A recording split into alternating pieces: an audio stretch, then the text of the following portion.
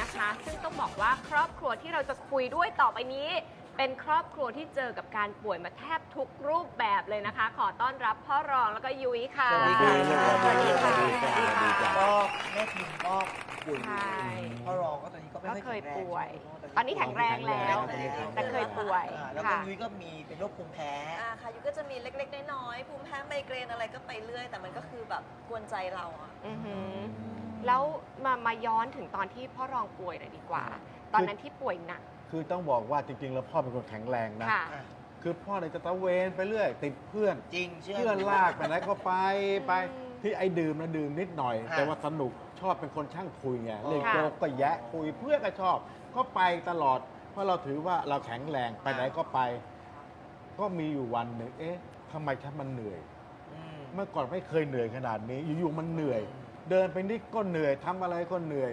พอเหนื่อยปั๊บเอ๊ะทำไมกลางคืนมันเข้าห้องน้ำบ่อยปัสสาวะบ่อยมาก ค่ะ เอาละสิ เริ่มแล้ว ตัวเองต้องไม่สบายแน่ ค่ะ เครียดแล้ว เริ่มเครียดแล้ว ก็ไปปรึกษาหมอ ว่าหมอผมเป็นอะไรเนี่ย หมอก็เจาะเลือด ปรากฏว่าหมอบอกน้ำตาลในเลือดสูง โอ้ เอ้ย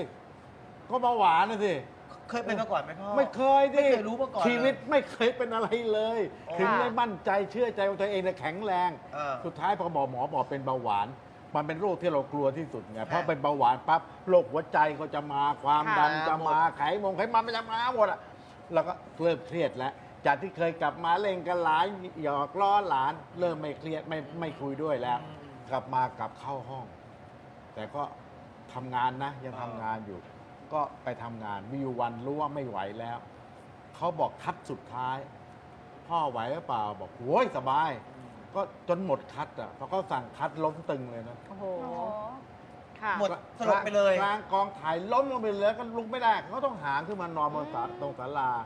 แต่เป็นศาลาวัดซะด้วย ว้าย เอาขึ้นมานอนเราก็บอกไม่ต้องบอกยุ้ยนะอย่าใครอย่าไปบอกยุ้ยเพราะมีคนสนิทเยอะแยะเราก็กลับมาบ้าน ไม่บอกเขาเลย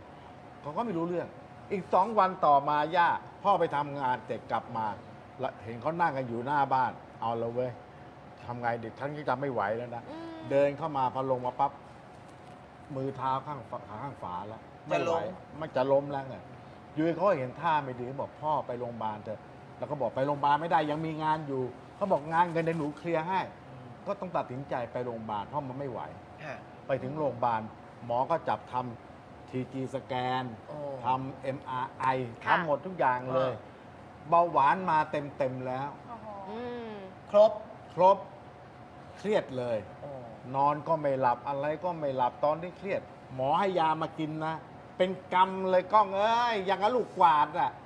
เรา แล้วก็กินข้าวไม่ได้นะพ่อเนาะ พอกินยาเยอะๆมัน ใช่ อิ่มหมดแล้วนะพ่อ ใช่ หนักก็ ใช่ ลง น้ำหนักลงไป10 โลเนี่ยเวลาเนี้ย โอ้ โอ้ กว่าจะไปถึงเวลาที่เริ่มขึ้นมาหน่อยแล้ว แล้วพ่อต้องควบคุมอาหารหมดสิฮะ ก็ชอบความอาหารมันก็ทานไม่ได้ คือสั่งทุกอย่างทุเรียนของโปรดก็ทานไม่ได้ แอลกอฮอล์ก็ห้าม แต่คือของโปรดหยุดหมดต้องหยุดหมดเลย ค่ะ แล้วก็มีอยู่วันเราก็นั่งคิดว่าทำไมต้องเป็นเรา เราเป็นเบาหวานโรคนั้นโรคนี้เข้ามาเยอะแยะ ลูกเต้าต้องมาเดือดร้อนเพราะเราหรือเปล่า เป็นภาระถ้าเขาห่วงหรือเปล่า นั่งคิดยุ้ยเขาก็เดินเข้ามาในห้องเขาถือกล่องมากล่องเนี่ยกล่องเนี้ยกล่องเนี้ยเนี่ยเนี่ยถือเนี่ยกล่องแล้วก็ถามว่าอะไรเขาบอกว่าสมุนไพรจีนเอามาทำไมเอามาให้พ่อลอง นึกในใจนะยาที่เขากินเยอะอยู่แล้วยาหมอ เป็นก้อน เป็นกรรมเป็นกรรมเธอยังจะเอาสมุนไพรเนี่ยเห็ดลิ้นจือแดงตะกัดอะไรของเขาเนี่ยมาให้กินอีกเหรอ ค่ะ แต่เราก็มั่นใจว่าเขาต้องคิดว่าดีแล้ว ค่ะ ก็กินเข้าไป กินเข้าไปก็พักใหญ่ๆอะนะ เป็นเดือนอะหลายเดือนพอสมควร เอ๊ะทำไมเรานอนหลับขึ้น ค่ะ เอ๊ะชักมีอารมณ์เล่นกับหลาน หยอกล้อหลาน ปัสสาวะตอนนี้ก็น้อยมากเลย นานๆที ก็ถึงวันที่หมอนัดก็ไปโรงพยาบาล เราจะไปยุ้ยบอกพ่อไปไหนบอกไปโรงพยาบาล หนูไปด้วย ไปตรวจ ไม่ใช่ ไปฟังผล กลัวพ่อกลับมาโกหก เออ ไปถึงปั๊บหมอก็บอกว่าตอนเนี้ยพอเช็คเรียบร้อยเจาะเลือดดูทำอะไรทุกอย่างหมดหมอบอก คุณนอนปกติแล้วนะ ผมงั้นผมลดยาเบาหวานลงแล้วกัน เหรอคุณพ่อ แต่ว่า หมายถึงว่าปกติคือน้ำตาลลงมาหมดเลย หมดแล้วน้ำตาลเนี่ยจากเดิมมัน160 170เนี่ยเวลานี้มันเหลือประมาณ 99 โอ้ 101อะไรเงี้ยประมาณเนี้ยก็ถือว่าโอเค อยู่ในเกณฑ์ อยู่ในเกณฑ์คนอายุ 70 ขนาดนี้โอเค เราก็ดีใจสิทีนี้ โอ้โหจันปกติดีแล้ว ค คนเรานะไม่มีอะไรมีความสุขเท่าสุขภาพ จริง ค่ะ พ่อ ใช่เออ แต่ กลับ ว่า มาคิดนี่เหมือนเดิมไหมครับพ่อเหมือนเดิมทุกอ เหมือน ย่าง เดิม เหมือนเดิมแต่ต้องคอยดูพอตัวเองแข็งแรงปุ๊บทีอยากจะกินเหมือนเดิมละ โอ้ ก็จะทะเลาะกัน ต้องระวังนิดนึง ทะเลาะกันเรื่องอาหาร ทะเลาะกัน ตลอด ทะเลาะกัน ใช่ค่ะเพราะพ่อก็จะแบบไม่ค่อยระวังอะไรเงี้ยคือ ต้ มั ม นต้อง ขา ดูแลห ไก่ ลาย ๆ อย่างควบ ต้ม คู่ ขา ด้วย ไก่โอ้โหแซ่บๆกะทิห้าม ใช่คือ ค่ะ มันไม่ใช่ว่าแบบพอเราโอเคแล้ว โอ้ เราปล่อยปละเลยตัวเองใช่ไหมคะ ไม่ได้ การพักผ่อนการออกกำลังกายอาหารเนี่ยต้องดูแล ใช่ อย่างเงี้ยแล้วอย่างยุ้ยที่ยุ้ยมาแนะนำพ่อเนี่ยเพราะว่ายุ้ยเริ่มต้นด้วยตัวเอง คืออย่างที่บอกยุ้ยเป็นโรคภูมิแพ้ ค่ะ ก็ตั้งแต่มีลูกเนี่ยพยายามเสาะหาอะไรที่มันจะมาดูแลตัวเองแหละเพราะว่าอยากอยู่กับลูกนาน อืม ๆก็แบบเซิร์ชหาทุกสิ่งทุกอย่างลองผิดลองถูกมาหลายอย่าง เมื่อก่อนเราจะแบบเจออากาศเปลี่ยนนิดนึงเราฮัดชิ่วคันหูคันตา เราก็นอนไม่หลับเพราะว่าหายใจไม่ออก ตื่นมามันก็เพลียเวียนหัวใช่ไหมคะ อือฮึ ทีนี้เราก็ลองผิดลองถูกมาเรื่อยๆอะไรเงี้ยค่ะก็จนมาเจอตัวสมุนไพรจีนเห็ดหลินจือแดงสกัดเนี่ยค่ะ อืม ก็ลองอีกแต่ว่าก่อนจะลองเราก็ศึกษาเหมือนเดิม มันเป็นยังไงบ้างเดี๋ยวเล่าสิ คือหนูอ่านดูอะไรเงี้ยค่ะเขาก็บอกว่าขายมา 6 ปีกว่าแล้วนะคะ แล้วก็ยอดขายเป็นล้านกล่อง ใช่ คือถ้าเกิดว่ายอดขายเป็นล้านกล่องเราก็คิดในใจว่าอย่างนี้ถ้าเกิดมีการซื้อซ้ำมันก็คงจะน่าที่จะมั่นใจได้ระดับหนึ่งนะคะ แล้วก็ไปเจอเครื่องหมายประกันซัมซุงซึ่งเป็นเครื่องหมายที่ประกันความเสียหายจากการใช้ผลิตภัณฑ์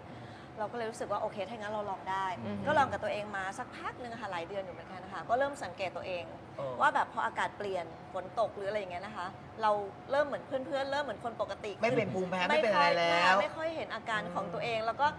นอนหลับสบาย คือเราจะไม่แบบอึดอัดเวลานอน แล้วก็ตื่นมาเราสดใสเราไม่เพลียอะไรเงี้ยค่ะ เราก็รู้สึกว่าเราค่อนข้างแบบจะปกติแล้วอะไรเงี้ยแล้วเราเห็นพ่อเป็นแบบนี้เราก็อยากจะแบบให้พ่อกลับมาแข็งแรง แล้ว บ้าง เห็ดลิ้นจือสายพันธุ์สีแดงเนี่ยเหมาะกับใครบ้างหรืออย่างพวกพี่ทานได้ไหม โอ้ยสบาย ค่ะ ได้ทุก ตั้งแต่อา ค ยุ น เท่าไหร่มาคะ โอ้ยเรื่องอายุนี่นะ จริง ๆ แล้วต้องโทรไปปรึกษาเขาเรื่องอายุเนี่ยอันนี้ ค่ะ พ่อไม่มั่นใจนะ ค่ะ ต้องโทรไปที่ 1577 ลองปรึกษาเขา ค่ะ เขามีผู้เชี่ยวชาญก็ให้คำแนะนำอยู่ ใช่ค่ะ คือบางคนอาจจะรู้สึกว่าเราหรือว่าผู้ใหญ่ในบ้านของเราเนี่ยใช้ได้ไหมอะไรเงี้ยค่ะลองโทรไปถามนะคะที่ 1577 นะคะวันนี้นะคะมีสิทธิพิเศษสำหรับแฟนๆ รายการด้วยนะคะสำหรับ